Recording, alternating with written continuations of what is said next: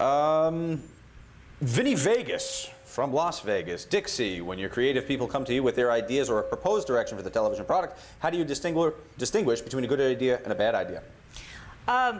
You know, I think it's not important to me what I like or dislike. I watch the minute by minutes. Every single week we get ratings in, and we used to get ratings in quarter hours for many years, and you can make a lot of assessments there. You can almost convince yourself that something you liked that was within a quarter hour was really what was holding it up, and you could almost convince yourself something you didn't know, well, that didn't work, or that person's not any good because that quarter hour.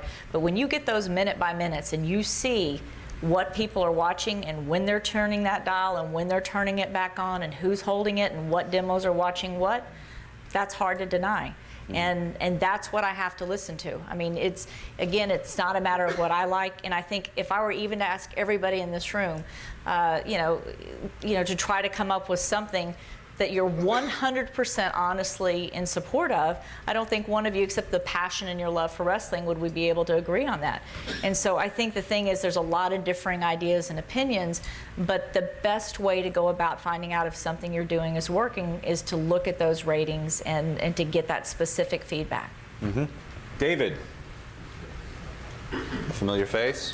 Yes, once or twice. Wearing some more product, more merch, cha-ching? Yes. Dixie, of course, always a pleasure to see you. The one question I get asked from everybody, would you be open to bringing in Paul Heyman to TNA?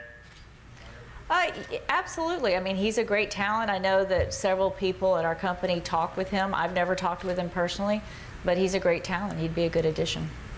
Thank you. You bet.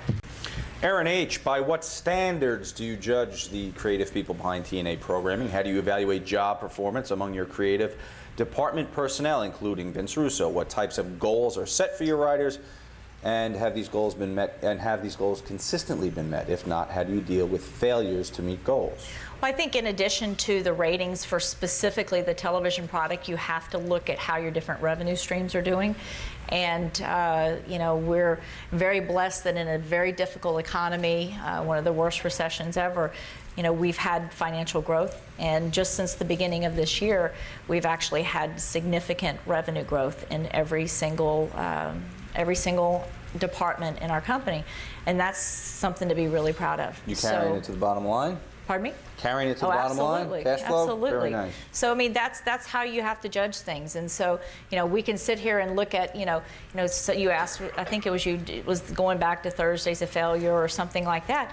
You know, when I could sit there and look at the fact that I could combine those two, the Thursday and the Monday show together and come up with, you know, in any given week we had 300 to 500,000 additional people looking, more exposure to our brand than we've ever had before. It's obviously having an input on it's obviously having an effect on every revenue stream we have.